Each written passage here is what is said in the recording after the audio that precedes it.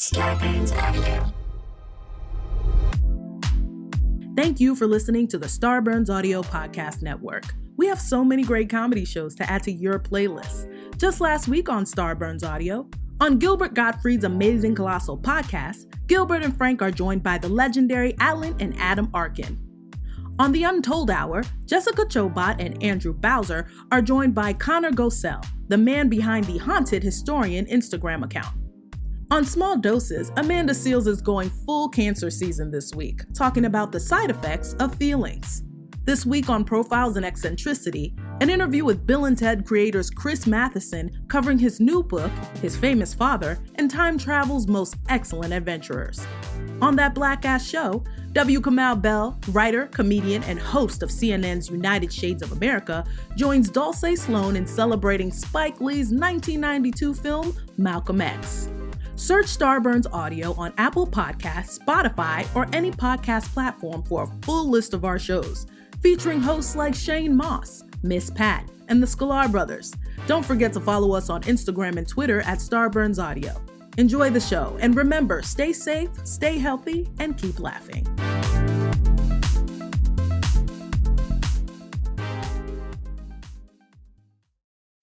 Starburns Audio.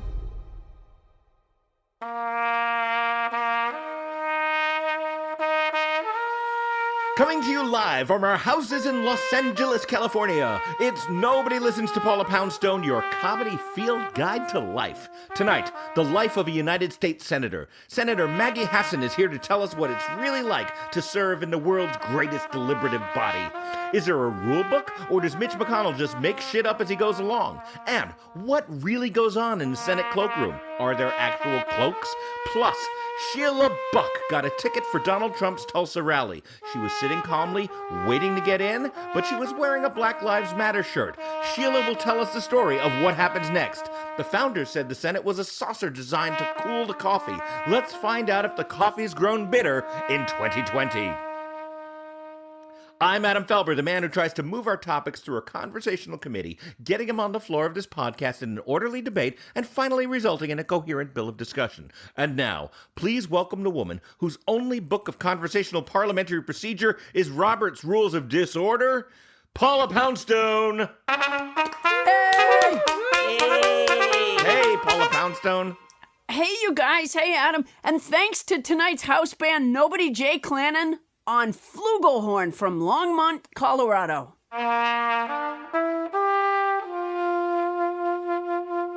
You know what I'm doing right now? What's that? You know what I'm doing right now? I'm sitting in a folding chair on top of my treadmill, as I so often am.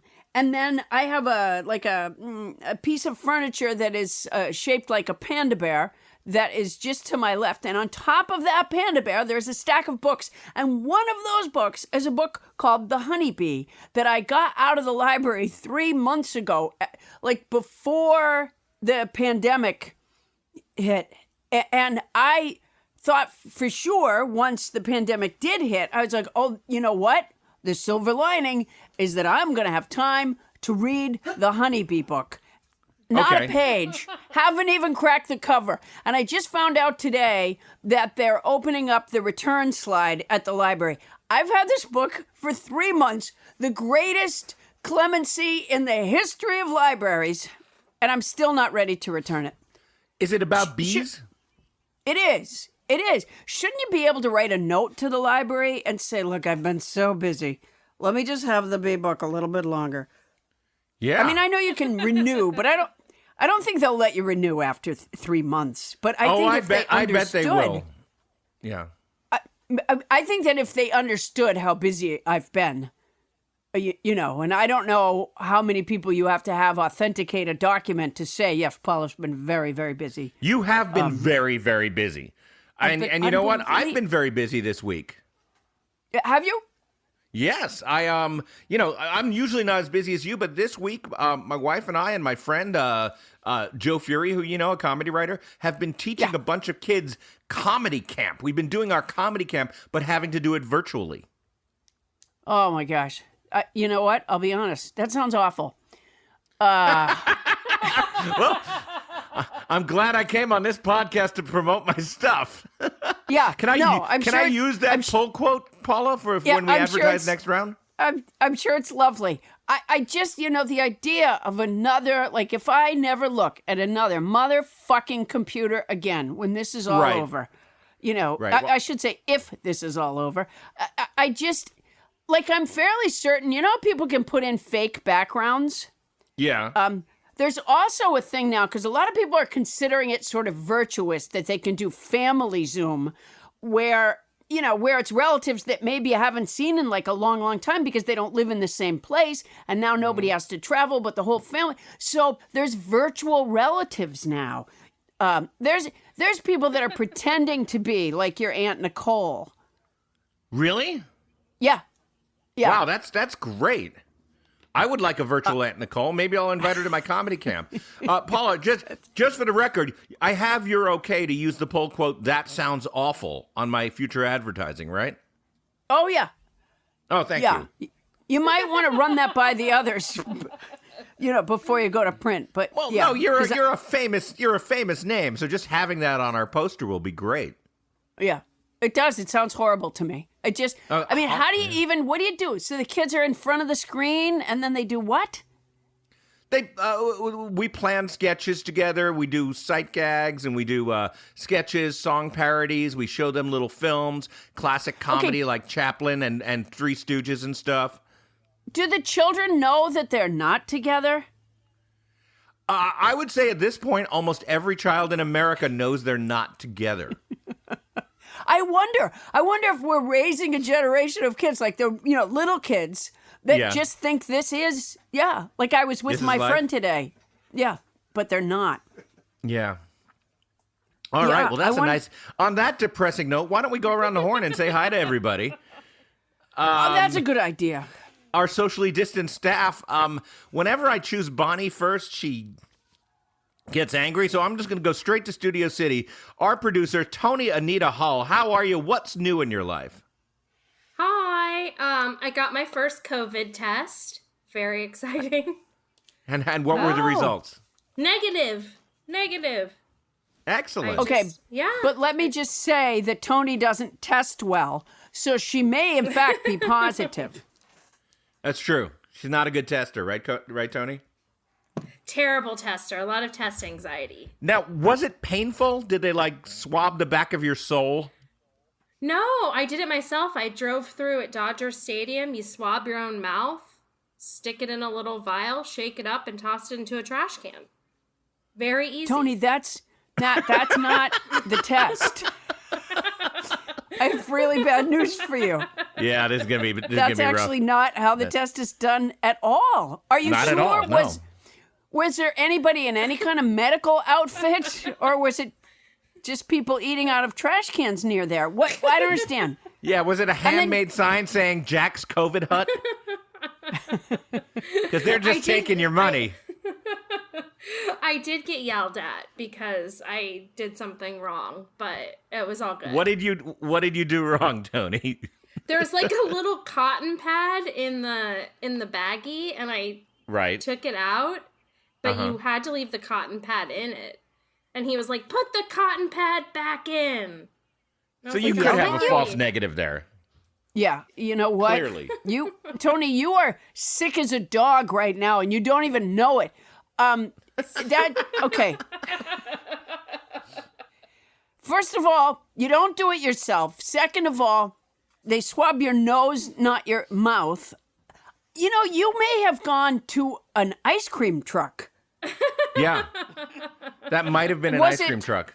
Was it 2 sticks and there was something cold and sweet on the end of them? Yeah, did the swab have something sweet on it? It's supposed to taste like cotton candy, right? Oh, damn it, Tony. No. Oh, this is That's a damn awful. shame it is. Yeah. Yeah. So you got your clean bill of health so that you can go on the cruise ship. Is that right, Tony? December 22nd. Yeah, I don't even know why you're bothering to get a COVID test, Tony, because I'm all in. Yeah. Honestly, anybody who gets on a cruise at this point, you're expected to bring your own COVID. You know what? There are no cruise ships that are going on December 22nd. Let me just make a wild prediction now. I am hopeful. Tony may get in a boat on December 22nd, but it will likely be like a little fishing boat or even a pirate boat, and she'll think it's a cruise. But no, there are no cruise ships that are going anywhere on December 22nd. I think that's a pretty safe bet.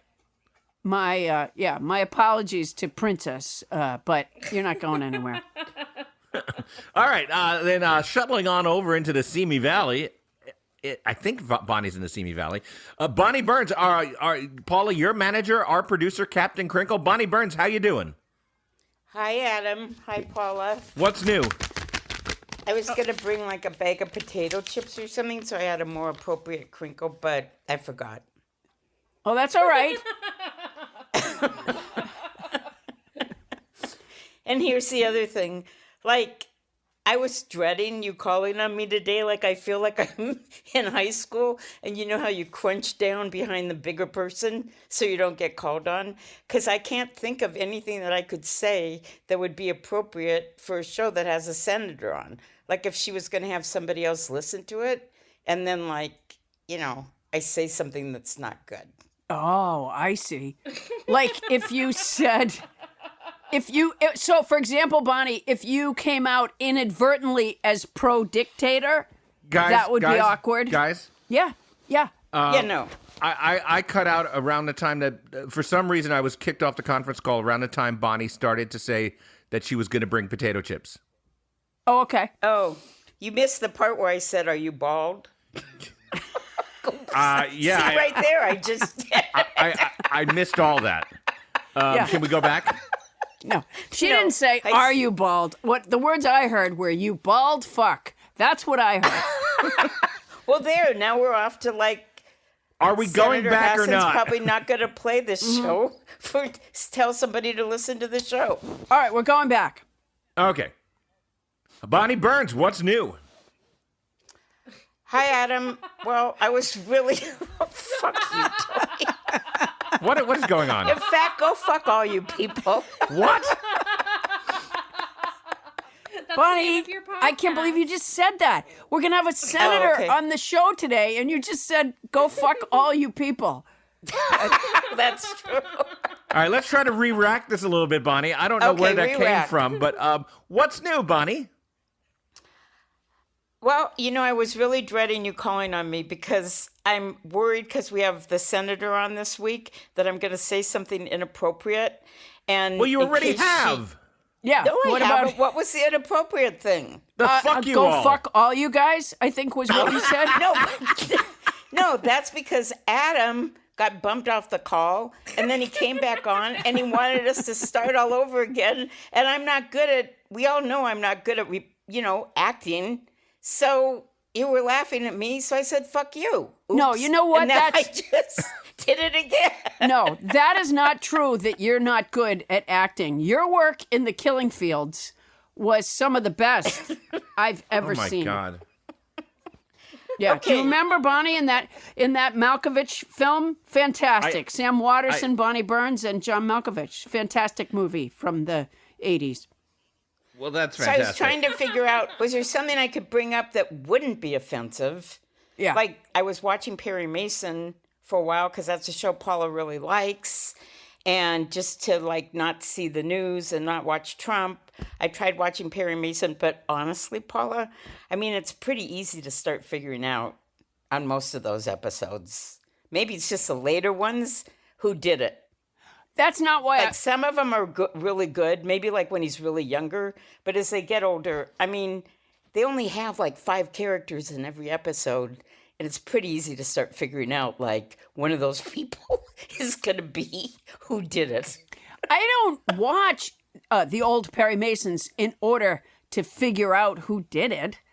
I don't know. It's an overall experience. It's layered in Della and Paul, and but it's not about like challenging myself to figure out who did it.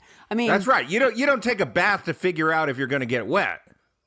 Exactly. I have no idea what that means. In I don't terms either. of carrying your interest. Like, that there could be some compelling thing to keep you watching. Okay, so, I have to say Bonnie, something when I to you, ask Bonnie. you what... Go ahead, Paula. Well, I'm sorry. After however many, what have we been together? 26 years now. Bonnie's been my manager. I can tell you that I could carry 1,000 gallons of water easier than I could carry your interest.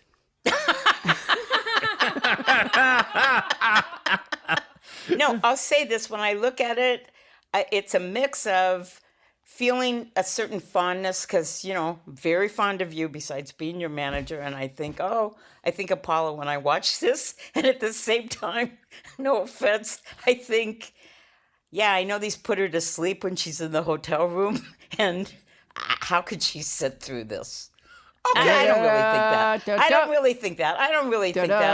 I'm sure she enjoys these. I love the old Perry Masons. Love them. Yeah. Okay, so we asked you what's new, and what you want to say is that 50-year-old TV show that Paula likes, you're not a fan. I was in the beginning. The women are very stylish. And yes, I like Della. I like Della. I like Paul. I like all those guys. It's just after a while, the stories. Like, one of the five. I am pleased to say that you are not holding my interest in this conversation. Okay. I'll say goodbye. I'll say goodbye, but I'm glad you circled around. I hope I didn't hurt your feelings, Paula. I still record Perry Mason. I didn't make Perry Mason. I'm not in Perry Mason, although my cat was the hairstylist. Okay. It's no Columbo, let's just say. All right. I can't believe this is what we're talking about, but okay. Yeah. Okay, you're right. This is... No, you know why, Adam? Because current events are just so atrocious now. Like, you can't... It's too painful to talk about current events. And so people tend to just sort of slip off into Perry Mason. And by the way, why would HBO make a new Perry Mason? That's just stupid. Did you watch it? No, I will not watch it. It's sacrilege. I haven't either. I like it. I watched the first episode. Interesting. Thank you, Tony. I don't even get HBO.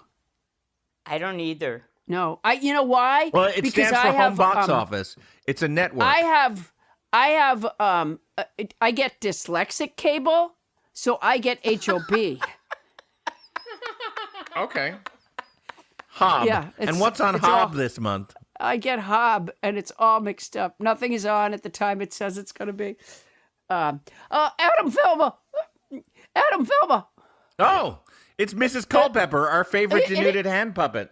It is Mrs. Culpepper. As you know, with the stay-at-home order, I noticed you hadn't asked me what I've been doing. As you know, Adam, with the stay-at-home order, I have been stuck for long periods of time with Paula Poundstone, and it has been difficult. I do not enjoy her cats. They got fur on my ruby sateen dress. However, I have discovered... Yes. I'm sorry that you're sheltering in place with Paula Poundstone, Mrs. Culpepper. I would imagine that you'd have a better time if you would just snuggle in with Captain Culpepper. Captain Culpepper, Adam Felber, is not with us any longer. Oh, I didn't realize you two were splits. Okay, sorry. No, we're not split. That's not it. He's passed away. He passed away a long time ago, Adam Felber. Oh, in the back of my mind, I knew that. We just hadn't talked about it in so long that I guess it slipped my mind. I do apologize for bringing up that painful memory, Mrs. Culpepper. Well, it is a bit of a painful memory, quite frankly. He passed away many years ago from tyrotoxism. Is a poisoning from dairy products or a cheese. It's poisoning. So something like a turned French onion dip might have done in the captain. No, it was not that. It was a cheese. That's what. Oh, so maybe like a fettuccine Alfredo, a creamy cheese sauce. It was the Gouda that got him, Adam Felber. That's what. I have to tell you, Adam. Though I have discovered that Paula Poundstone and I have a love of language in common. I've been listening to all of the episodes of Nobody Listens to Paula Poundstone. And you have? I have. And although mine was not an exiguous vocabulary to begin with, it has continued to develop as a result. I am a self-identified opsmath. Oh, yes. I must say love of language and appreciation of Tony Anita Hull may be the majority of what I have in common with Paula Poundstone. She is a challenge. She can cavil, I'll tell you that. Well, just the other day, she was angry with me because I put her electricity bill in the cat litter box. Well, she told me, clear as a bell, put this in the litter box. She said, well, turns out she meant letterbox. It was a lapsus linguae. She would not admit it, though. She became inimical. And anything I could say was nugatory. Well, I'm really sorry to hear that extremely well phrased and high vocabulary level tale of woe. It sounds like you're in a bit of an abusive relationship with Paula Poundstone, I have to say. Well, she's I think she's highly OCD, and that makes her challenging to live with. When she's not stepping sideways and then backwards, she's really quite pleasant. But most of the time, stepping sideways and then backwards. Oh yes, she'll do that. Yes, she's she. Okay. We all have OCD, but she can be, especially difficult with it. I have witnessed that. Yes. Hey, it's me, Paul Poundstone. I have a vocabulary word, and this is that's great, I'm Paula, so because you've glad. It's going to make Mrs. Culpepper. It'll finally please her. It's an unpredictable world, of course, but one of the things that you can count on in this world is a word from me. This week's word is parlous. It's Parlous. An adjective of mostly old or humorous use that means dangerously uncertain or precarious. Here, I'll use it in a sentence. My chair is once again. Thank you. My chair is once again on the parlous perch of my treadmill.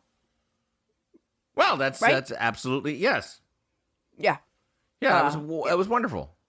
Yeah. Because your chair is on the. Yes. It is. I back it up so that one false move and over I go. Also, one of the things I've been doing, and I think it's helped Mrs. Culpepper. It has. I think it's helped Mrs. Culpepper. Is that I've been putting my vocabulary words into the vocabulary song. Yes, it's quite a song. I love it. I love the vocabulary song. It has developed my vocabulary. Yeah. Maybe. All right, hold on. I have to get my glockenspiel. Now that you and Mrs. Culpepper are actually having conversations with each other, I might just kind of step out for a while. No, don't do that, Adam Felber. Don't leave me here with Paula Poundstone, please. All right, Mrs. Culpepper. Oh, my Lord. Uh-oh. There we go. There you go. All right, here we go. This week's word is parlous. It's an adjective from old use or humor. It means dangerously uncertain, precarious, like a maskless idiot with the virus. Last week's word was incommodious. It's an adjective that means causing discomfort or inconvenience, like when the meter maid doesn't show any lenience. The week before that, we had casuistry. It's a noun that means the use of clever but false reasoning. It's not wrong to eat meat if you use seasoning. Going back before that, we had augury. It's a noun that means a sign of what will happen in the future, an omen. After the Seder, the kids are going to find the Afikomen. And not long ago, we had cavil. It's a verb that means make trivial complaints or objections. I don't want a condom on my boyfriend's erections. Let's never forget Gallimaufry, which I pronounced wrong until nobody James Hyder corrected me. It's a noun that means confused jumbler medley of things. Hodgepodge, who's podge, hodgepodge. Adam doesn't think my song is replicable, but I do. All right, whoopee! That was some amazing singing there, Paula. Whoa! That may have been my best, honestly. Yeah, it was. I mean, I don't know who's keeping score anymore, but yeah, that was great.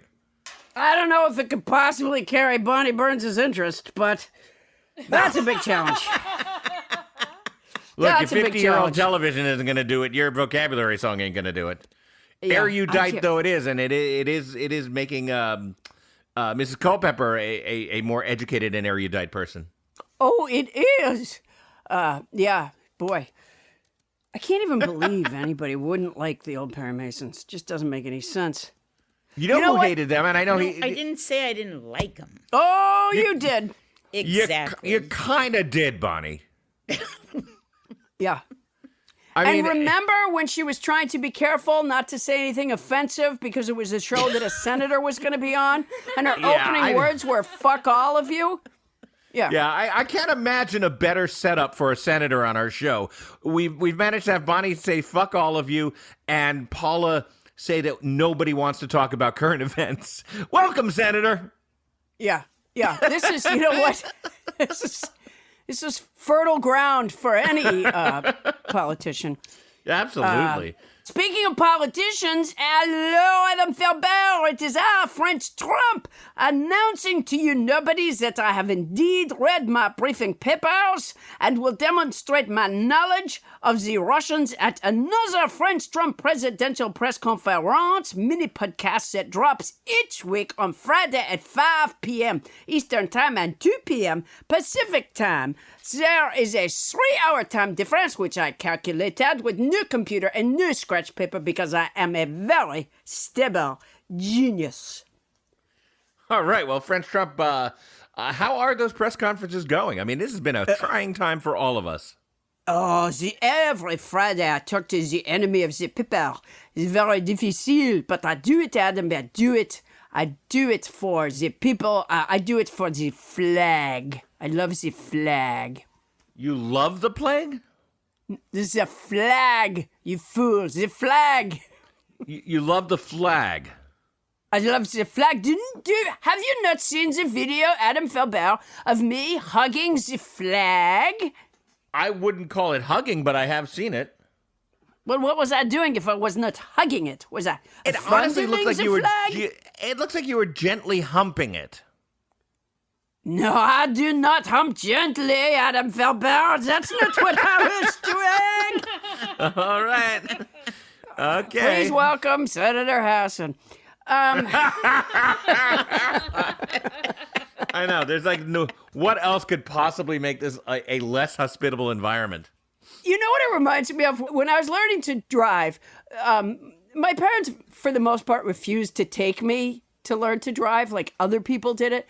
But every now and then, my father would, and I can remember this one time, there was glass up like in the center of the road. Somebody had broken a bottle. It was in the center of the road. And I remember my father saying to me, "See that glass up there?" I said, "Yeah." And he goes, "Okay, don't go over that glass." And of course, in a few seconds, you hear like crunch, crunch. I drove straight over the glass. And it's because once it was pointed out to me, I somehow couldn't turn the wheel.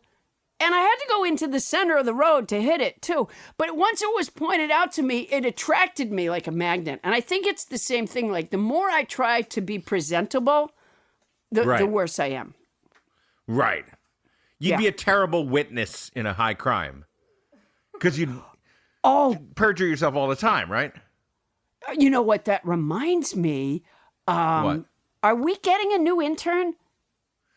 You know what? We should open that up to nobodies out there. If you happen to be in the area and you don't mind what happened to, well, not mind, but don't think what's happened to Doug, our intern Doug, is going to happen to you. We're certainly open for it now because we are, as a lot of you know, and a lot of you have been commenting online, we're down an intern. Yeah. We lost Doug. And there's a lot of you who are insinuating that because we'd never mentioned Doug before, that we had merely invented him and his murder as a cheap ploy to become one of those true crime podcasts. But nothing could be further from the truth, and we are getting closer and closer to the truth about Doug's passing every week. It doesn't sound like something we would do, a cheap ploy. No, absolutely not. And all I can say is that this is no Perry Mason. Not only doesn't Bonnie Burns know who killed Doug the intern, we recently learned that Doug's last name was Burns. Oh yeah, that's a little close to the bone. I was thinking, and I don't know, because we had the great marketing genius Seth Godin on a couple of weeks ago, and he had made some suggestions about. It's not that he made suggestions so much. He was telling us marketing philosophies that were really inspirational, actually. But I was thinking, and maybe this goes against the grain of what Seth told us, that we should just change the name of the podcast to Cheap Ploy. Oh, Cheap Ploy with Paula Poundstone? Yeah. Do you think? That sounds fantastic. Yeah, I think... Why wouldn't that get listeners? Cheap Ploy with Paula Poundstone. No reason why it wouldn't. I think it should be called Cheap Ploy with Paula Poundstone, who killed Doug. Yeah. Just keep them hanging on the edge of their seats. Yeah. I don't know if it can carry Bonnie Burns' interest.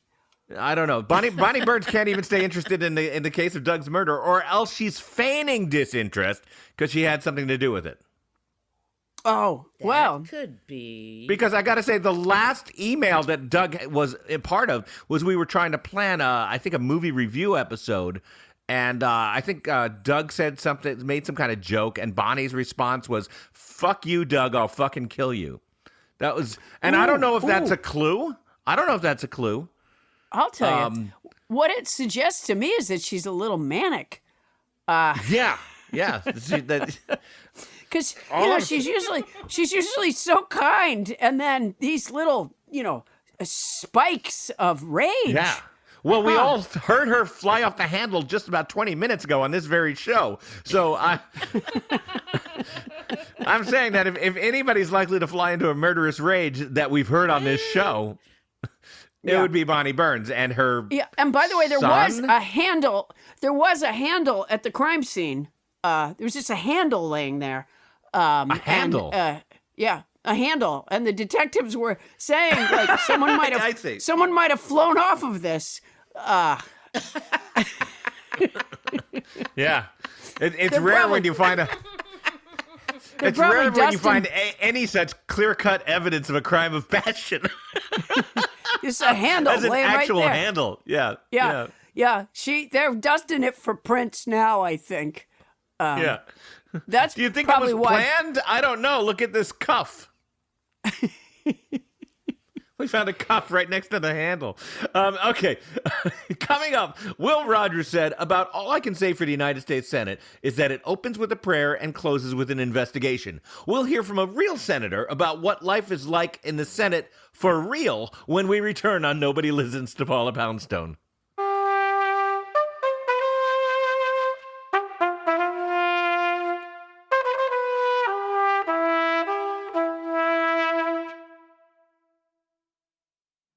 Getting in shape doesn't have to be about losing a specific amount of weight or a magic number on the scale. It's about building healthier habits and feeling better about yourself. If fitting into that favorite pair of jeans is your goal, great. But there are many reasons why you might want to practice self-care, and every person is different. I just know that when I am more fit, I just have more energy. So when I filled out my Noom, they asked you a bunch of questions when you first go on the site, and they were like, "Well, why do you want to do this?" And for the first time in my life, I had brevity. I just said, energy. That's a good answer, but everyone is different, and if you listen to this podcast, you know for a fact everyone is different. And what I like about Noom, that's Noom, is that it adjusts your lifestyle. They teach you the psychology behind the decisions you make and then help you keep track of everything from workouts and steps to analyzing your diet and recommending healthy recipes. And Noom also connects you with a personally assigned goal specialist and a community. I have a group of other Noomers, so you have all the support you need to empower your change. And for me, it's not about feeling good, Paula. I want to be able to look good. Oh, that goes without saying. Yeah, but for me, it's all about that. I'm that superficial.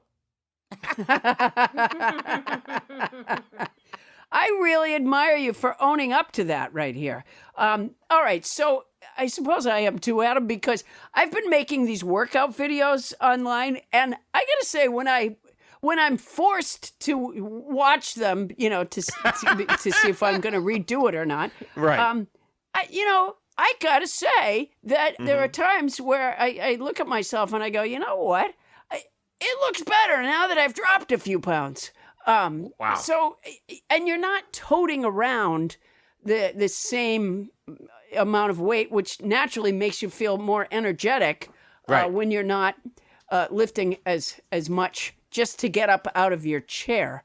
That's true. The other thing is, what I found helpful when I first went on the site, you answer a bunch of questions after they tell you the answers already, actually. Sure. And one of the things was that foods with a lot of water in them can fill you up, but they're not as caloric. I saw that too, and I took that specific lesson, and I was amazed because I started thinking about the things that I like, because apparently it just matters how much the food weighs. And if a lot of that weight is water weight, that's great because you'll feel full with water as you would with fried French fries. Yeah. What I've been doing is taking grapes and just smushing them into a container so that I can get more and more of them. No, I'm kidding. I have actually, I never thought I would say this in my lifetime, but I've been tarrying in the produce aisle of the grocery store. I've actually bought grapes multiple times already this summer because I'm taking Noom's advice. Well, yeah, because one of the things that they say in that water lesson, and there are so many lessons, but we're dwelling on water right now, is that a grape and a raisin have the exact same number of calories, and a grape fills you up about 8 times more. The other thing that I'm hoping to do at some point this summer, COVID allowing, if we can use social distancing and everything we need to do to stay safe, is I'm hoping to go to your house and just drink your pool. Yeah, that's great, because you know what? The chemicals aren't really healthy, but the water, there's no calories. And just one more, and this isn't from Noom, although I do love Noom, one more little factoid. You know what happens if you put a grape in a microwave, Paula? No. It explodes very entertainingly. Do you know what happens if you put a raisin in a microwave? No. Nothing. You get a hot raisin. Anyway, Noom is the habit-changing solution that helps users learn to develop a new relationship with food through personalized courses. Okay, one of my favorite things is that one of their philosophies is that no food is good or bad or off limits, which really opens things up to me. Yeah, it opens the door for double-stuffed Oreos. Exactly. I say to myself, I'll have spinach for dinner so I can have Fritos for breakfast. It works. And, it lets you know that you're human. If you go off track, there's no shaming. There's just tips to help you go back on track tomorrow, which I like about my Noom and I like about my group. Now, you don't have to change it all in one day. Small steps make big progress. Sign up for your trial today at Noom. As I said, that's noom.com/nobody. What do you have to lose except wait? Visit noom.com/nobody and start your trial today. That's noom.com/nobody. Hey, I'm Andy. If you don't know me, it's probably because I'm not famous. But I did start a men's grooming company called Harry's. The idea for Harry's came out of a frustrating experience I had buying razor blades. Most brands were overpriced, overdesigned, and out of touch. At Harry's, our approach is simple. Here's our secret. We make sharp, durable blades and sell them at honest prices for as low as $2 each. We care about quality so much that we do some crazy things, like buy a world-class German blade factory. Obsessing over every detail means we're confident in offering a 100% quality guarantee. Millions of guys have already made the switch to Harry's, so thank you if you're one of them. And if you're not, we hope you give us a try with this special offer. Get a Harry's starter set with a 5-blade razor, weighted handle, shave gel, and a travel cover, all for just $3 plus free shipping. Just go to harrys.com and enter 8989 at checkout. That's harrys.com, code 8989. Enjoy!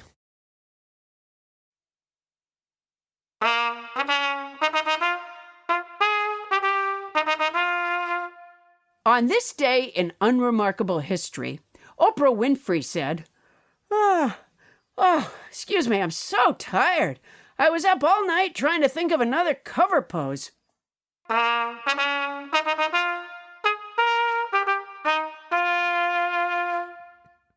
Thank you, house band Jay Clanin. Thanks, Jay. Fantastic. He is fantastic, and we really appreciate all the nobodies who are chipping in to be our house band during these troubled times. Anyway, Paula, you had a super interesting high school friend. You know what? I was so lucky. The high school I went to seemed to spawn all sorts of interesting people. But we have mentioned John and John from They Might Be Giants went to school with you in Lincoln. But more importantly, I went to school with the now junior senator from New Hampshire, Maggie Hassan. And before she was the senator from New Hampshire, she ran for governor and served as governor. And before that, she was in the state senate. And you know what? I had the absolute joy. She had asked me at one point if I would do like a fundraiser, one of those backyard cheese and wine things, you know? Right. And there's nothing like backyard cheese. No, it's the best. It was the first time I had seen her in that capacity. And so, you know, I stood up and did some jokes. And then I think I introduced her to make a speech. And when I listened to her speech, I literally my hair stood on end because... It was electrifying? Here's why it was electrifying, though, Adam. I'm a Democrat, and I support all sorts of Democrats, and I've listened to all sorts of Democratic speeches, but I always listened thinking, well, you know, they might be exaggerating. Well, that might be just what we want to hear. But see, when I listened to Maggie Hassan talk, because I know her from way back, I knew that every single word she was saying was true. And she was talking about how, you know, things were more manageable than we realized and that you could do this and still balance the budget. And it was electrifying, just like you said. Wow. Well, you know, I consider us fortunate that you guys have remained friends and that she's willing to tell us about life as a U.S. Senator. She served in the New Hampshire Senate, where she was majority leader, and then in 2012, as Paula said, was elected governor of the Granite State. In 2016, she was elected to the United States Senate, where she sits on the Finance Committee, the Health, Education, Labor, and Pensions Committee, and the Committee on Homeland Security. Please welcome Senator Maggie Hassan. Yay! Yay! Well, it is really nice to be on with you guys. And Paula, now that you've said those nice things, we can just end the whole interview and call it a night. It's not getting any better than this. So. Oh, yeah. Everything from here on in, Senator, is a media trap. There you go. That's exactly what I was expecting. So, Senator, what do you know and when did you know it? You know, nobody has asked me that yet in the Senate, which may be like a good sign. Yeah, it is actually. Yeah. You don't want to hear those words. Yeah. That's not a good sign. So Senator Hassan, let me ask you this. Is being a senator what you thought it would be? Sometimes there are parts of it that, yes, are kind of how I pictured it. And then there are parts of it that aren't at all. First and foremost, it's an incredible honor because even with this particularly tumultuous, difficult, awful time we are in, you do get to listen to the people of your state and do your best to really represent their interests. And people really share their hopes and their dreams and very personal information with you with the hope that you can then not only help them, but help other people by knowing their story and trying to make progress in whatever area they're talking to you about. But then there are moments, that the United States Senate can't even seem to move a bill that 99% of the country wants us to pass. And those are the moments you're just kind of like, what's going on here and how did we get to this? Let me drill down on that a little bit because, the Senate has been in the federal government one of my two favorite institutions. I've always loved the Supreme Court and the Senate. But around the time you came in is when some really, big warning signs were appearing in the Senate. Do you feel like it's still the world's greatest deliberative body, or has the infighting just rendered it useless? Well, I don't know that I would put it just the way you just did, but here's the concern. Would you use instead? Wasn't that senatorial of me? But I think what I would say is this: that I always admired the Senate enormously too, and I think it's a really, really important institution because it has always operated with the assumption that things are better if you can get bipartisan agreement and have more than one perspective as you're solving problems. Sure. And because the size of it also allows you to get to know each other well, and it's those relationships and that trust and the reminders that you may be from very different states and have different political philosophies, but you do have things in common that really allow you to break through disagreements and get things done. And that's been my experience throughout my time in public service. But one of the things that has happened, and we saw it right before I got elected with Senate Majority Leader McConnell's decision to hold that Supreme Court seat open. Obama had nominated the Merrick Garland thing. I have to interrupt, Senator, just to say this. Yeah, and the majority leader's willingness to do that, to really decide he wasn't going to do what the Constitution says he and the Senate were supposed to do, really has set a tone. And the senators who have been here for a couple of terms, for instance, tell me that we used to be a truly deliberative body. A Senate Majority Leader would decide to bring a bill onto the floor, and we would actually have debates on the floor. People would offer amendments. They would go back and forth. They would come to compromises, and they would pass bills with active debate on the floor. Now, more and more happens behind closed doors, and the Majority Leader doesn't bring anything forward at least most of the time that he doesn't feel that he knows the result for. Right. And he has a lot of control over whether there can even be amendments offered. So it's a really frustrating time. And it's one of the reasons that, I think people really need to pay attention to what people are saying they are doing and what they are actually doing. And right now, the House of Representatives, which is in Democratic hands at the moment, has passed over 250 bills, most of which are bipartisan bills that the Senate has refused to take up. And a lot of them are, they are things about election security or reauthorizing the Violence Against Women Act. These are things that the American people support, and yet we aren't bringing them up. And so that is very frustrating. It is frustrating. Is there any getting it back? I mean, what my perception is that, it's really hard to claw back comity and stuff like that in politics, because if the Democrats take the Senate, God willing, in 2020, are the Democrats likely to pull that same crap that McConnell has pulled? Or is there a movement on or willingness amongst enough senators to actually go back to being what it was beforehand?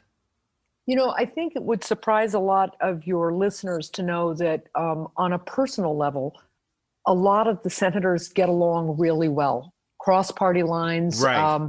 It would surprise me. The women in the Senate from both parties, this is all pre-pandemic, obviously, but about every other month we have dinner together. We don't talk about the job. We talk about our families or, things about our states, but we really spend the time trying to get to know each other a bit. I spend time with members of both parties in a weekly prayer breakfast, which, is really about a time to reflect and, again, not talk about specific bills or committee assignments, but just to talk about priorities and what's important on a personal level. So I do think it is possible for us to get back to a time where we trust each other enough to have open debate and try to get to yes through the process of competing ideas and debate. I have a great idea, though. Yes. Okay, you know how there's like a Senate or a chaplain and like with the why not have a Senate marriage counselor? Oh my. A marriage counselor? Yeah, so that these two groups that have to work together can find a way because there's something going on that's causing this rift. And I was just thinking while you were talking that when you said it's going to take work, and I don't know this from personal experience because I've never been married, hallelujah. But my understanding is that a marriage requires work on both sides, and it has to be two people that want it to work. That's such a democratic solution, Paula. To get senators to share their feelings. You know what? I would rephrase. I would say this that putting aside the marriage analogy for a minute, one of the things that Paula, one of the things that we are able to do is there are bipartisan bills in the Senate that actually pass, like on things like cybersecurity. I've worked with members on both sides of the aisle. I'm working with Bill Cassidy, who's a Republican from Louisiana, on this issue of surprise medical bills, and we've been getting good bipartisan agreement on things. And one of my observations. Did you notice that Senator Cassidy already knew what you were going to say because he hacked you? Did you notice that? No, but what I will say is that what I have learned, and this is a little bit like relationships, is that once you do something together and you're successful and it works out, that kind of builds trust and confidence that you can take on something a little bit bigger and you can solve that and it will work out. And that's, you get these legislating pairs sometimes. And it happened in the state Senate. There were a couple of Republicans I worked a lot with on certain issues, because once you realize that you've had some success, you feel like maybe you can build on that. And that's what I think we'll need to continue to do. All right. I have another idea then. On our podcast, sometimes we have a sponsor called KiwiCo, and they have projects for kids to do. So what if, say, you, Senator Hassan, chose a Republican that you would like to pass some legislation with or make a good bill with, and you guys built a birdhouse together so that you could see that you were able to do something together. And then it went on to be say, for example, a police brutality bill. So now we're moving from a marriage analogy to kind of a nursery school one. Would you build a birdhouse with, say, Senator Fisher or something? Senator Fisher and I get along quite well, and I'm not sure we're going to be. I'm thinking you don't about need how to build our a birdhouse staffs with would her. react. I'm trying to think of how our staffs would react to, like, I need time to build a birdhouse with another senator. Yeah, keep the staffs out of it. This really has to be senator to senator. That's fair. Let me ask you this. Earlier you said that one of the things you liked about being a senator, like being a governor, was that you were able to help people in your state with issues. Now, I have occasionally called senators that aren't my senator. They're not even from my state, just to say, look, I know I'm not in your state, but this is how I feel about this, and I just wanted you to know. I don't talk to them directly, obviously, but left a phone message. Does that have any effect? It has less effect if you're talking to a senator who's not from your state. Our job is to represent our state, so I always say to people, it's best to call the senators from your own state. But it's also, there are times people from other parts of the country weigh in on things, and certainly when they have a different perspective on something I'm working on, I think it's really helpful. But sort of, but you're generally, Paula look, should knock it off. Well, I would never say that to Paula because the calls might be so engaging. Okay. Knock it off, they're not. Paula. I barely hold my manager's interest. She told me to do. Let's get to the well-known evils that impede Senate, and see if they really are that evil. Like, we're trained to believe that lobbyists are bad. Are they all bad? Are there any good ones? So I'm going to give you an example of a lobbying group that is a great lobbying group. They are called the Little Lobbyists. And these are children who have had complex medical issues and disabilities, many of whom cost, their medical bills in their first year of life exceeded $1 million. And they travel with their families to the Capitol to advocate for healthcare for everybody so that all families are protected should they face challenges like theirs. And at the height of remember back in the summer of 2017, the Republicans controlled the White House, the House, and the Senate, and they were dead set on repealing the Affordable Care Act. And the little lobbyists came to town. And first of all, I just got to tell you, your listeners may or may not know this, but I have a son who has pretty severe and significant cerebral palsy. So I am quite familiar with how hard it can be just to get out of the house and get to school or the grocery store when a loved one has a lot of special needs and equipment and all that kind of stuff.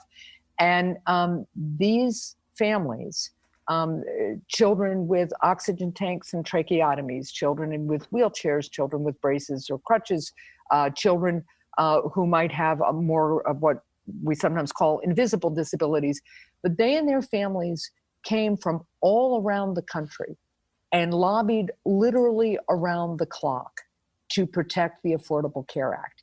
That's the power of grassroots organizing and grassroots lobbying. And the term has kind of taken on a different meaning. And yes, there are some lobbyists who are representing bad and special interests, and we need to do more to reform the system so they don't have the kind of influence that they sometimes have. But at the end of the day, what I always encourage people to think about is one of the good things about the internet is that it allows people to organize on a grassroots level, and it allows people to find like-minded folks with similar concerns and really advocate for them very powerfully. And these little lobbyists do it. And I am convinced it is this group, along with a number of other groups and grassroots Americans who came forward and just said, this is what healthcare means to us. This is the difference the Affordable Care Act makes in my life. And people from all walks of life, and sometimes it was little lobbyists, sometimes it was people with substance use disorders who got coverage because of Medicaid expansion under the Affordable Care Act. Right. But boy, their power in this moment was phenomenal. You broke out the big guns with the little lobbyists, no doubt. But Senator, isn't some of this wait, there's an airplane going by, hold it. Now I'm being surveilled. Isn't some of this obvious? I just don't understand any kind of lawmaker that doesn't get the importance of the Affordable Care Act. Like, why would you take that away?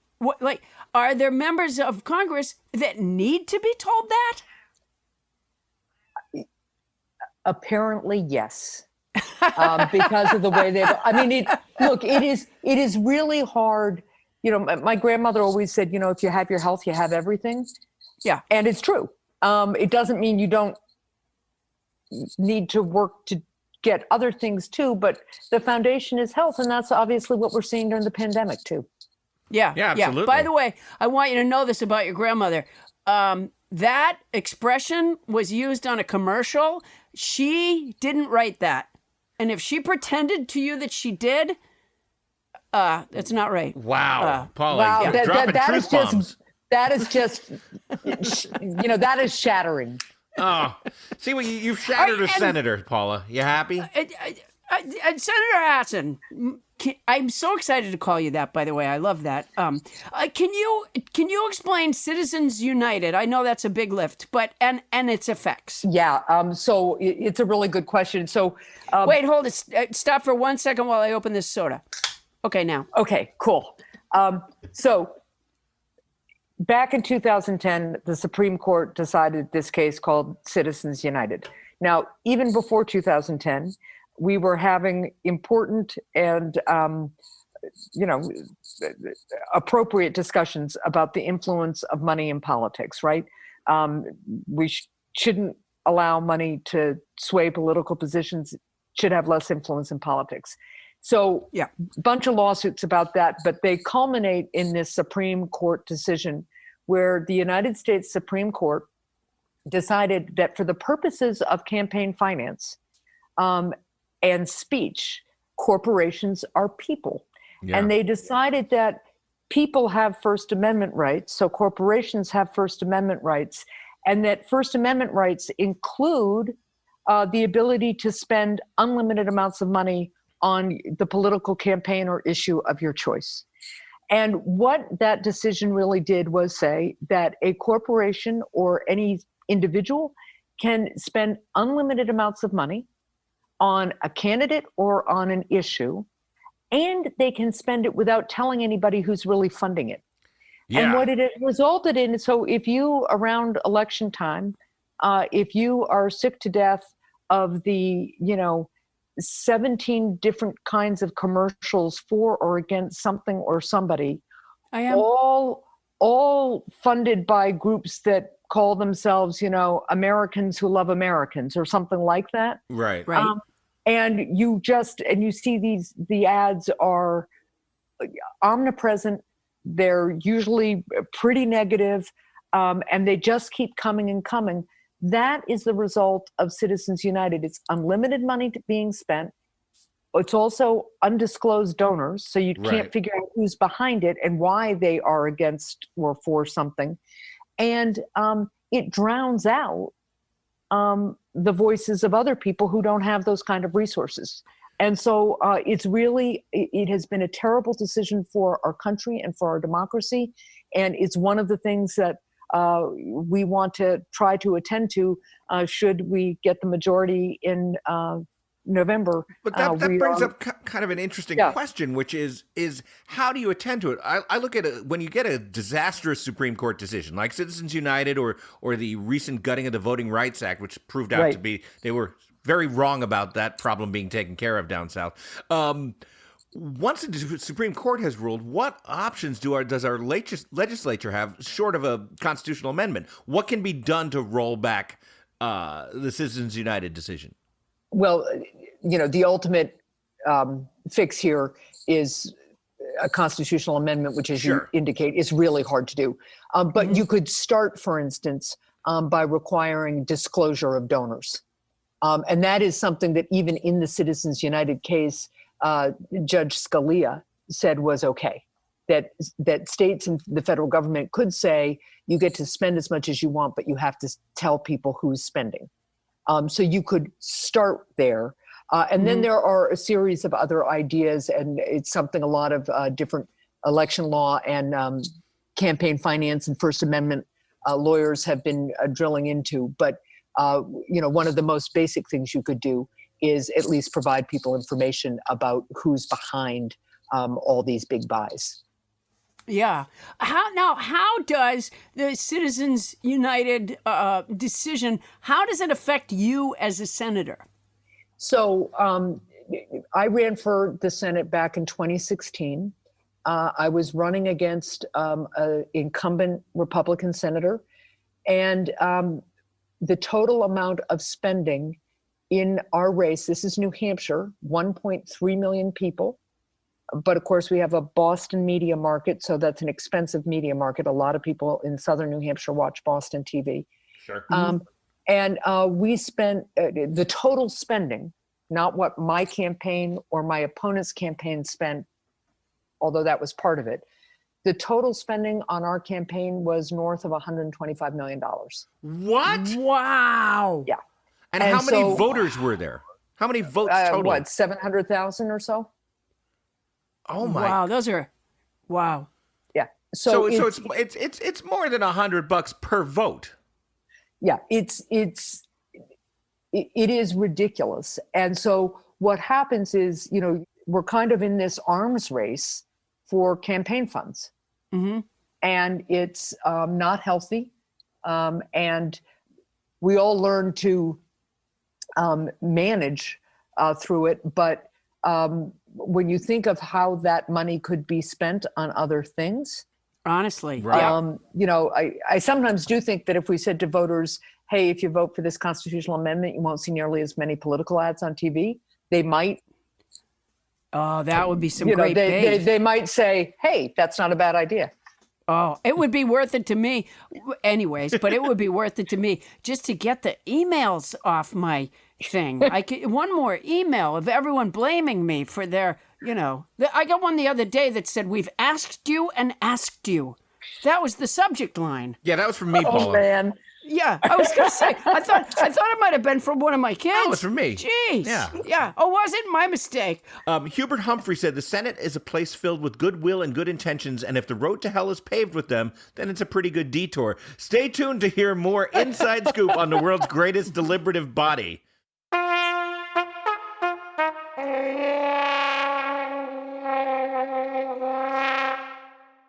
The cat of the week is Ace from Fairbanks, Alaska.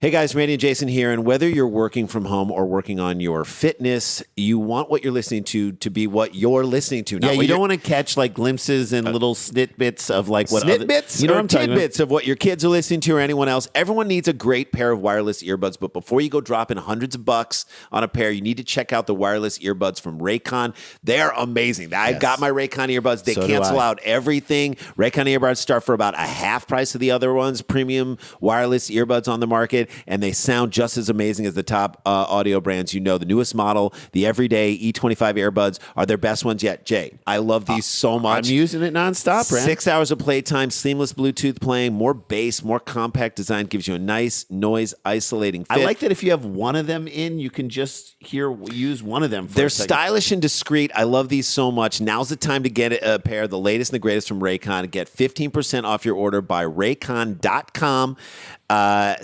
/Starburns. That's by BUI Raycon.com, RAYCON.com /Starburns for 15% off Raycon wireless earbuds. I love these earbuds so much. I know you do too. I'm all about them, man. They're my reach. You know what you feel when you reach for them, and that's the thing you reach for. And that's my hike. Those are my hike earbuds. Those are my walking earbuds. By BUI RAYCON.com /Starburns for 15% off.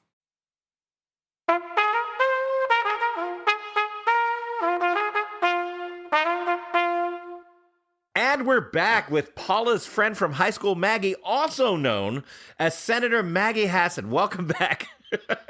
Thanks so much. Senator Hassan, you know what? That brings tears to my eyes. I swear to you. All right, so how did you know? So you're governor, and I'm sure there was a learning curve there too. But you get, finally on the Wednesday, it turns out, yes, you are the junior senator from New Hampshire, and now you go to the Senate. How do you know how to be a senator? Well, among other things, they have an orientation for new senators.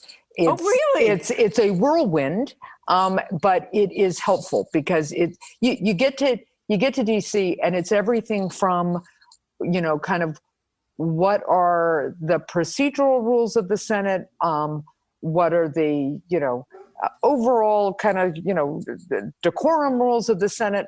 Do they still have some of those? Yeah, they do. How do you find your way around the Capitol? Because it's really big and there are tunnels. And if you're walking underground in the tunnels, if you're me, you lose your sense of direction. And there's lots and lots of different rooms. So some of it is like just physically figuring out where you are and how long it's going to take you to get to things. And then they kind of go over what the procedure is in hearings, and then there's some socializing. And meanwhile, you got to find a place to live, and you're trying to get to know your other senators, and it's helpful. And you get advice from incumbent senators about how to structure your office and what the process is for introducing a bill and all that kind of stuff. And you also try to get some staff who have worked in the Senate for a while so that they can help provide experience and guidance too. Do you ever, when you were trying to find your way around, was it like the first few days of being a freshman high schooler where like a more experienced senator would just find you crying in a hallway? And you would say, I can't find the office. Oh, well, you have your moments, but... I've got to know, which senator was your go-to for, like, finding out the best places to eat? I have to say there are a number who have good suggestions, but you don't have a lot of time to go out and eat. I mean, so, like, you're doing stuff well into the evening. So... Oh, so it's like TV eating. You order in. Or there are places on the Hill that are really good. I mean, there are places really close to the Capitol where you'll meet up to have like dinner with another senator, and they're very good restaurants, but they're, you go to them because they're close. Right. Mm-hmm. Are there any other institutions in Washington besides restaurants that you want to recommend now that you've spent a couple of years there? Yeah, look, if I had to choose one of the, hundreds, probably thousands of institutions in Washington, D.C., memorials, museums, et cetera. The place that is my go-to is the Library of Congress. And that is not intended to, diminish anything else, but it really is a cathedral to the idea of democratic small d education. The notion that if people have a chance to read and to learn, then our democracy flourishes. And it's an extraordinary place. One of my favorite things, again, pre-pandemic, we have bipartisan, what's called congressional dialogue evenings, where we have cocktails and dinner. We have a display that the Library of Congress staff puts on that is related to a book that we're going to hear about over the course of dinner. And then they interview the author of the book about American history or the Constitution or something like that. Oh, I love and that. it's just phenomenal. I hope it's not a book about honeybees, because that wouldn't be available thanks to Paula Poundstone, I'm told. Yeah, that book has been checked out for a while. That is true. But that's that's kind of my favorite place. And then the other thing recently, with all the tumult going on and with all the concerns we have right now, I found myself on a nice walk to the Lincoln Memorial the other Sunday morning. I think I wanted the grounding that provides, and that's the other thing about this city and this capital of ours. There are lots of different places to go and reflect and think about what has strengthened us as a country, what has weakened us, and what we need to do to make it better. And, having time to reflect at these remarkable places in this remarkable city and country of ours is a pretty special thing. Wow. That sounds so cool. I'm a little bit like that with the Vaughn's grocery store, which is really the only place I go. But if you go over in the cereal aisle and you get a minute, unbelievable. Just thinking about it. It's amazing how similar you two are in that regard. Well, thank you, Senator Hassan, for providing us with an insight into life on Capitol Hill. And now we're going to take that information that you were so kind to give us and run it through the old Poundstonator. Paula? House band J. Clanin rockin' the flugelhorn. If I can get a little bit of background music. Perfect. I'll tell you what my takeaways are. Senator Maggie Hassan has schooled me about what the world of a senator is all about. It's clear that the only way to save our democracy is by building relationships across the aisle. That's why I'm proposing summer camp for senators. If Dianne Feinstein and Mitch McConnell ran a three-legged race together, we might even get a constitutional amendment to address campaign finance reform. When Rand Paul and Elizabeth Warren emerge from the unmarked trails of a darkening forest, they'll have another COVID-19 relief package. Once Lamar Alexander and Amy Klobuchar make it back to shore in their kayak, we'll have an energy program that stops ravaging the earth. If Susan Collins had to belay Chuck Schumer while he rappelled down the side of a rock face after he did the same for her, we'd probably lose Chuck Schumer. So it won't always work, but in theory, it's worth a try. She is the senator from the great state of New Hampshire, and I'm as pleased as Paula that you were able to be here on the show. Thank you so much for being here, the Honorable Senator Maggie Hassan.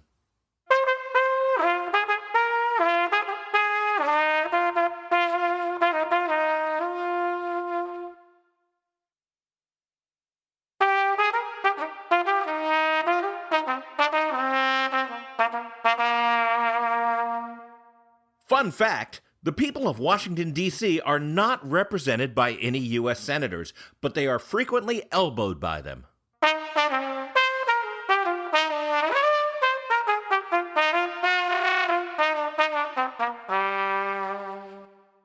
And we're back. Thank you, house band Jay Clanin. Treasured nobody on the flugelhorn. Thank you, Jay. Adam. Yes? I saw Sheila Buck's arrest outside Trump's Tulsa rally on a video. I was either watching, I can't remember, MSNBC, or maybe it was just on Twitter, neither of which I can stop staring at. And it looked to me like she had done nothing wrong. The only reason it was not the most apparently outrageous thing I've ever seen is that presently we are pinned by a fire hose of outrages every day. Yes. And so I tweeted about the incident, and Sheila Buck tweeted back to me. And I imposed upon her to join us on Nobody Listens to Paula Poundstone to tell us, and I didn't ask her any of the details. I will be learning along with you and the listeners what exactly happened to her. Because far be it for you as an interviewer to do research. No, you know what? I did speak to her on the phone to make sure that we were. But I specifically said to her, I go, you know what? Don't tell me everything now.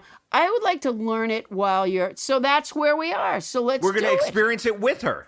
Yes.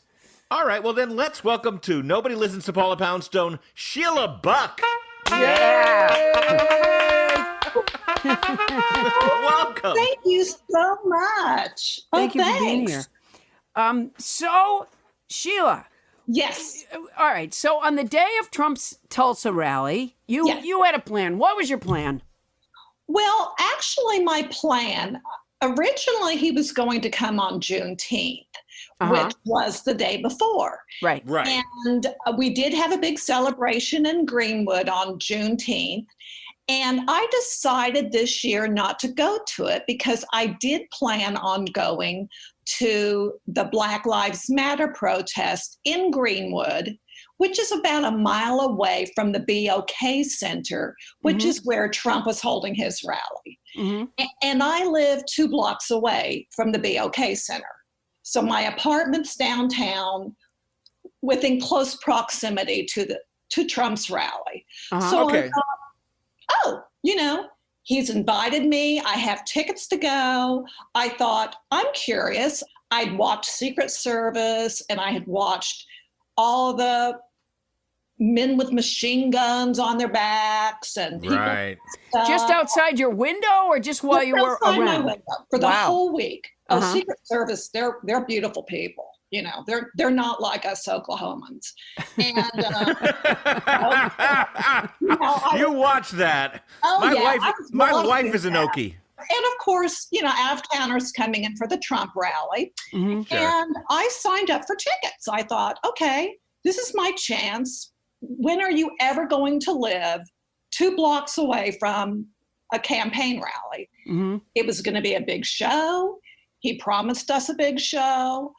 I was planning on wearing protection. I did not plan on going into the rally that night because people weren't going to be wearing masks. Nobody was wearing masks. And I was very concerned about it. I am a school teacher and, I need to be prepared for school to open back up. So it was 11 o'clock and I had showered and I heard the Trump pro people in the streets cheering and clapping. And Trump said it was going to be a party and there were going to be a lot of bands and performances. And I thought, okay, I'm going to go walk down and take a look. Well, I didn't have a, coronavirus my ass diaper on or anything like that. So I saw that. I know exactly what you're talking about. Yes, I didn't have any of that type of outfit, but I thought, okay, I was a big fan of the television show The Watchmen, which was set here in Tulsa, Oklahoma. Fantastic show. Oh, loved it.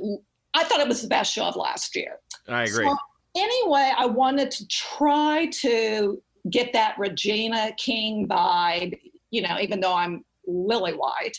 But I put on a black dress and I looked for a little, to see if I had a little sweatshirt, black hoodie, and I didn't. So I tried to fashion a black mask, for my face, for face covering out of a t-shirt. And then I used the rest of it kind of as a hood. So I was hoping it would look like a hood. Mm-hmm. And I literally stepped foot out of my door and walked down to the rally. And at that point, there was a tanker or an armed vehicle in the middle of the street. Wow. With a man on a bullhorn yelling. And I had heard the Reverend Al Sharpton the night before say, no matter what happens, do not approach anybody with violence. Mm-hmm. And I was the only person not wearing a diaper or dressed. I was really not making any political statement except I can't breathe. Mm-hmm. Was the only thing my t-shirt had on. And I was right. And I was in all black. And I thought, okay, I'm just going to. He was yelling on his bullhorn. Really, it was hatred. So this, Sheila, I'm sorry to interrupt. So the person on the bullhorn was one of the rally people for Trump? I'm not sure. It was like Secret Service or campaign people around him. Uh-huh. And the street intersection was all clear around him. Uh-huh. Mm-hmm. And I'm really not sure. I mean, there were people all over. Yeah. I just happened to get in front of him and I got on my knees and I prayed. Uh-huh. And wow. he at that point starts yelling at me and calling me a coward and things like that. The guy in the bullhorn. Yes. Wow. And there's some videos where you can hear him yelling at me in the background. He's yelling at me, calling me a coward. Uh-huh. I don't know if it's because I have my head covered. I didn't speak to anybody. Uh-huh. Well, that like nowadays, there's nothing more offensive than kneeling in prayer or just kneeling and saying that people's lives matter. It's very politicized. I mean, fires people. Trump showed up with a Bible and right. Yeah. cleared the space with pepper gas, and I thought. Right, but he didn't kneel. That would have been offensive. Yeah. I guess. It was the kneeling tour. All right. So you knelt down and you were praying, and then? And then I stood up and did the sign of the cross and walked on. And I thought, okay, I'm going to keep my distance from the line. I noticed there was a line entering into the entrance to the rally. Okay. And I thought I hadn't eaten lunch. I'm going to walk around. I'm going to see what's going on, and I'm going to go back home. I'm going to go back home and plan on attending that evening the Black Lives Matter concert or rally. Mm-hmm. So I entered into the gated arena. It was a barricade, a wire barricade. I held up my phone and said, I have a ticket. And I think the rest of it is on video, but they said you don't need it. And I said, oh, okay. It did say first come, first serve, because it was 1 million people. So, there were people in line. And I thought, okay, I'm just going to walk around and see what bands they're playing, see what's going on. Turned out not to be 1 million. Is this inside the what is it, the Bach Center? It's still on the outside. Okay. They had blocked the street out, but no, I have not even stepped foot on the property of the BOK. Wow. And I was stopped. At that point, I was kind of with the crowd, with the other people entering in. Of course, I'm by myself. Right. And then it was then that I don't know if it was Secret Service. I don't know if it was Trump campaign, but I was pulled aside by some man and said I wasn't allowed to enter in. And I said, yeah, I am. Of course you are. I am. Why not? And he said, we're asking you to leave. And I said, no, and at that point, I thought, I'm not going to argue with them anymore. There's no sense in it. There's nothing to argue about. And I just got down and prayed again. Oh, boy. I just prayed. Those damn knees. And that was the end of the whole incident, right? Well, no. Not quite. All right, so you knelt and prayed in front of now. So when you said you were pulled aside, did somebody literally, put their hands on you and move you aside? I honestly can't remember. Yeah, I bet. At that point, I was surrounded by a bunch of men. Earphones in, clothesmen, policemen. There's a lot of photographers around me. I'm not sure who is, but some guy in a gray button down, very buff, is telling me I have to leave. And I said no. And then he called the police over and they tried to reason with me. They didn't know what to do with me. What was their reason? They didn't give me. The only reason they gave me, this is a private party. It'd be like us entering your home, you asking us to leave, and we don't leave. And I said, but this is my home. This is my city. This is my street. This is my country. Right. And they said, we're asking you to leave. And I said, I thought, because I knew what was probably going to happen at this point. And I thought, I'm not leaving. Yeah. I just thought, no, I have a right to be here. And you had tickets? I had a ticket, yes. Yeah. I have. And Trump's blowing up my phone. I'm his last chance to get elected, I think. He's asking. What do you mean he's blowing up your phone? Because you got that ticket, you're getting texts all the time? All the time. All the time. Still getting texts. And that's I'm amazing. Twitters saying, please, President. They confiscated my phone. I was arrested. I was booked. I was taken to prison, and I was released at about 5:30 that evening. What did they charge you with? I don't know what I have been charged with. I don't even know if I've been officially charged. I've heard it was obstruction. They were Obstruction of what? Yeah. I don't know. I can honestly tell you, I don't know. I'm sorry I'm laughing. I can't think of anything else to do other than cry about this. So you were arrested. You were never told what you were charged with. You were held. I was held, yes. And they finally released me. I went to post bail. I mean, I'd never done any of these things before. And I was worried about, I had to use the restroom in the prison, which of course you can imagine it's open and it's nasty. And I had to drink out of the drinking fountain. And I was very, but that being said, if I had been a Black person, I would have been in a chokehold, I'm sure. Right. Oh, boy, yeah. Or tased or, right, yes. Exactly. Yeah. But now, did they tell you what they were charging you with? Do you think they said it and you just don't remember? At the time they said trespassing. I think they were saying resisting arrest. I was handcuffed the whole time. They moved me to several different locations. They hospitalized me and tried to get my blood pressure down. No. Oh, wow. But they never came right out and said, I have been charged, I've heard officially, with obstruction, but... Obstruction? Okay. Yeah, again, obstruction of what, Sheila? I don't know. Of course, I'm not real happy. I feel like some of my First Amendment rights have been violated. I did have a ticket.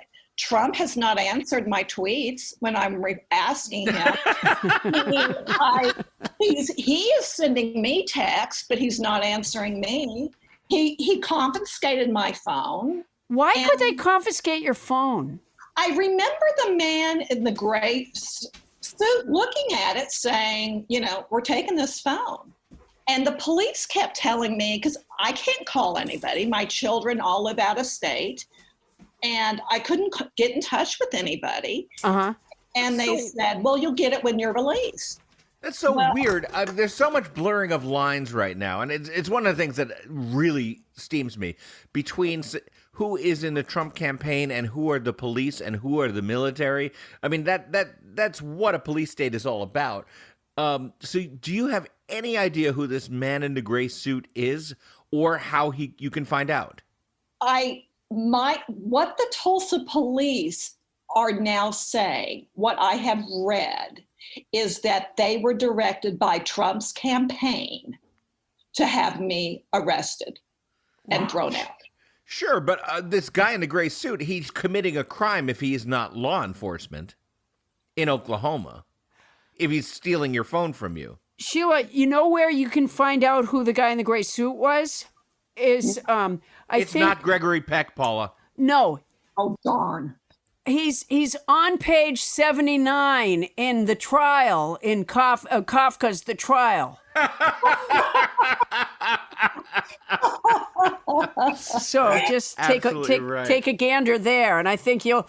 And if you get the annotated version of the book, you'll recognize him right away.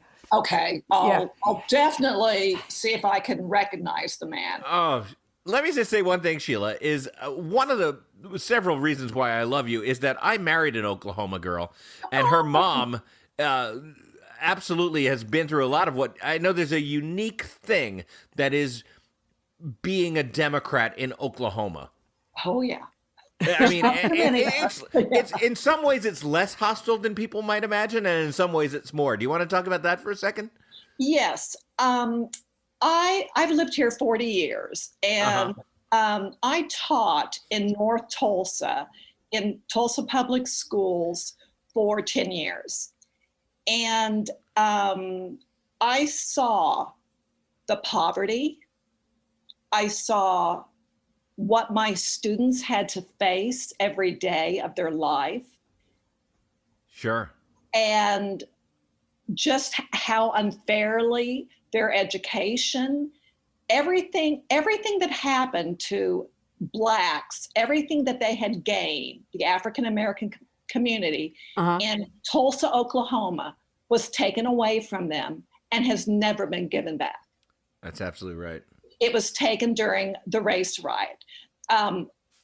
Greenwood had, per capita, the wealthiest Black community in the United States. It was Black Wall Street. Black Wall Street. And in 1921, May 31st, 1921, a white woman cried rape in an elevator. The man ran, of course, knowing what he was facing, and was arrested. A white mob went down to lynch him. Some Black police officers took him back to Greenwood to try to house him in safety, and whites bombed and burned and killed 300 Black people. And all this has been taken and hidden from them and hidden from our history. I taught in North Tulsa and didn't know this. Yes. And they still don't have it today. They still don't have their rights or their freedoms or their property given back to them. It's a very segregated town, Tulsa is. Sure. Yeah, it's North Tulsa is where the Blacks live, and South Tulsa or the rest of Tulsa is where the whites live. Mm-hmm. Wow. If you look at the pictures, the black and white photographs from way back then, you'll see a little baby in a gray suit. Little white baby in a gray suit? Yes. Yeah. Yes. We're all shaped by our early experiences. He's grown up and been given more responsibility than he can handle. Well, Sheila, as this moves forward, because I know you're going to learn more about your case, you might even identify the guy in the gray suit. Would you consider coming back on our podcast and updating us? I would be honored to. Oh, we'd love that. If I cannot find out who the man in the gray suit is, I'm not going to be able to sleep. I'll tell you that. Yeah, well, I mean, like that's the biggest mystery on our podcast, short of what happened to our intern. Yeah, no, and I also want to know, I mean, it is so Kafka-esque, and I know the same goes for many, many people that are, wrapped up in this horrible situation that we're in. But that, seeing that video, there was something about it that was just so, like, jaw-dropping. It was just like, what? What are they doing? And so I'm really grateful that you responded to me and that you'd come on and explain. Thank you. Well, yeah. You're welcome. But again, I really did nothing except look around the neighborhood and try to see what was happening. Oh, my Lord. Well, she is going to be the subject of a folk song sometime soon. I was there the night of Sheila Buck's arrest. Sheila Buck, just... thanks so much for coming by our podcast. Well, thank you for having me. I'm so honored. I really am. Thank you. Thanks, Sheila. Take care. Thanks, Sheila. Okay. Thank you. Okay, thanks. Bye-bye. Bye-bye. That's all the applause we got. Wow, right, that was something, Paula. Wasn't it? I was so amazed when because what I tweeted was that I'd seen this thing that was so outrageous, and I said, dear at Sheila Buck, right. if you need help with legal fees, I didn't tell her that I have almost no money, but that I would like to kick in, at least a little something. And but she didn't need it. She didn't. She didn't. You dodged the bullet there, Poundstone. Well, I kind of did. I mean, I kind of... Dear Sheila Buck, I would like to find someone to help you with your legal fees, is how I should have worded it. But anyway, so yeah, I was really glad that she got back to me. And, I mean, it's been a show unlike any that we've ever done before. It was just a coincidence that these two, that Senator Hassan was able to come on and that I had reached out to Sheila for the same time, but I just felt like it was important. Oh yeah, absolutely. This show has been about democracy, and it's a precious institution that we have precious little of right now. I'll also note that if our listeners want to vote, because I have to get back to housekeeping, they can vote with their mouses and say yes to the Paula Poundstone product line. Not to sully our democracy. Wow, what a segue. What were we going to name the show? Cheap? Cheap ploy? Yeah, that was a remarkably cheap ploy to get our way to. Yeah. All right, you know what? No, listeners, these two things should not touch one another. We'll protect our democracy first and separately, and then once we've done that, if you've got some extra time, exactly, then you can go to paulapoundstone.com. My store is at paulapoundstone.com, where you can get the Poundstone pussy pillows, by the way. The pussy pillows. It's not going to save democracy, but it'll get your cat high. It's it's little homemade pillows, about, 3 inches by 2.5 inches or so. 3 by 5. They have the. Was that Wendell in the background? It was Wendell. Yeah, it's 3 by 5. That was his first appearance on our show. Get back into the factory. It's 3 by 5. There's a cat joke on one side, and I'm happy to autograph it to your cat on the other side. And when you go on paulapoundstone.com and go to the store, there's a box where you fill in your cat's name if you'd like me to sign it to your cat. And also. New to the website, which is up. We have RX Laughter videos. I've been making comedy videos during the stay-at-home order, and funny ones too. Thank you. If you go on my website, right there on the homepage, there's a tab that says RX Laughter videos. You click on that baby and find your way to at least a little bit of relief, you guys, from what we've been going through, and also.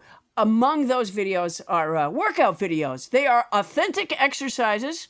Yes. They are absolutely authentic exercises that They are based on authentic exercises. They are authentic exercises that I have made workout videos with, and then I make jokes while we're working out, which strikes me is a lot more fun than namaste. I can't argue with that. Nobody's, if you want to reach out to us, you can do that too. You can enter our theme song contest. You can send a succinct show description or just drop us a line. You just have to send it to nobodylistens@gmail.com. I'm going to repeat that because some of you are pulling over right now to write it down. It's nobodylistens@poundstone@gmail.com. And you can find me and Adam on Instagram, Facebook, and Twitter. We're all over the place. And check out our Facebook page at Nobody Listens to Paula Poundstone. That's our show, everybody. Nobody Listens to Paula Poundstone is hosted by Paula Poundstone and yours truly, Adam the Felber. Special thanks to our guests, Senator Maggie Hassan and Sheila Buck. And thanks to our house band, Jay Clanin. Our show is produced by Paula Poundstone, Adam Felber, Bonnie Burns, Ken Lezebnik, and Tony Anita Hull. Mixing by Michael Hoagie. Starburns production by Land Romo. Technical direction by Jessica Gutierrez. And special thanks to our former intern, Doug. Transcription services for the show provided by Transcribe Me, a premier internationally used transcription service. Use code Paula Poundstone when placing your order at transcribeme.com to receive an expedited service. That's our show for tonight. Won't somebody please listen to me? Wow, that was something. Yeah. I feel like we got closer to the solution to two mysteries tonight. Yeah, there's a lot of them. Yeah, it's who killed democracy and who killed Doug. Yeah, probably it might be the same guy, the guy in the gray suit. Or Bonnie Burns. If anybody happened to see somebody in a gray suit coming out... Or somebody crinkling some wrappers. It wasn't Bonnie Burns. She wouldn't kill Doug. It could have been Bonnie Burns. It wasn't, but that's ridiculous. She flies into rages, Paula. No, she can't... you can't keep her attention, but she's not going to murder anybody. You think she was starting to murder him and might have lost interest and somebody else came in? Well, she does think she multitasks.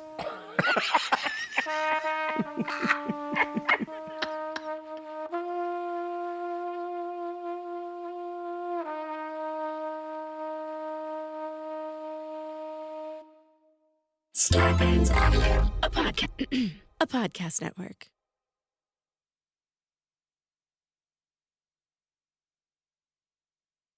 Hey, Adam. Yeah. You know what? You can get fresh, pre-measured ingredients and mouth-watering seasonal recipes delivered right to your door with HelloFresh, America's #1 meal kit. HelloFresh lets you skip those trips to the grocery store and makes home cooking fun, easy, and affordable. But of course, you know that. I know that, and I know that their recipes are delicious. They offer so many to choose from each week to help you break out of your recipe rut. And although I cook maybe 2 or 3 dozen things, there are ruts. And there's something for everyone, including low-calorie, vegetarian, family-friendly recipes every week, fresh, high-quality ingredients for a super flavorful experience, and over 90% of the ingredients are sourced directly from growers to ensure the freshest recipes delivered to your door. You know what I'm wondering? What would be family unfriendly recipes? Knives. Yeah. Razor where you blades. just have carrots that leap off the plate and whack your kid in the head. Oh, yeah, that's a family. carrots. That's not Absolutely. friendly. Carrots. HelloFresh allows you to save time. That's my favorite thing in the world.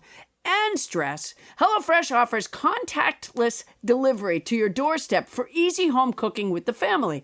HelloFresh cuts out stressful meal planning and grocery store trips, which, you know, the grocery store is really stressful right now. It is. There's so many arrows, and people look mean behind their masks. And there's nobody willing to hire Paula Poundstone. No, not any of the grocery stores I've applied to. They want nothing to do with Paula Poundstone. In fact, the Vons actually has a sign up that says Poundstone free. Wow. It's a Poundstone free Vons. I need to know it's 100% Poundstone free before I shop there. Yeah, and this has really increased their customers. You can save up to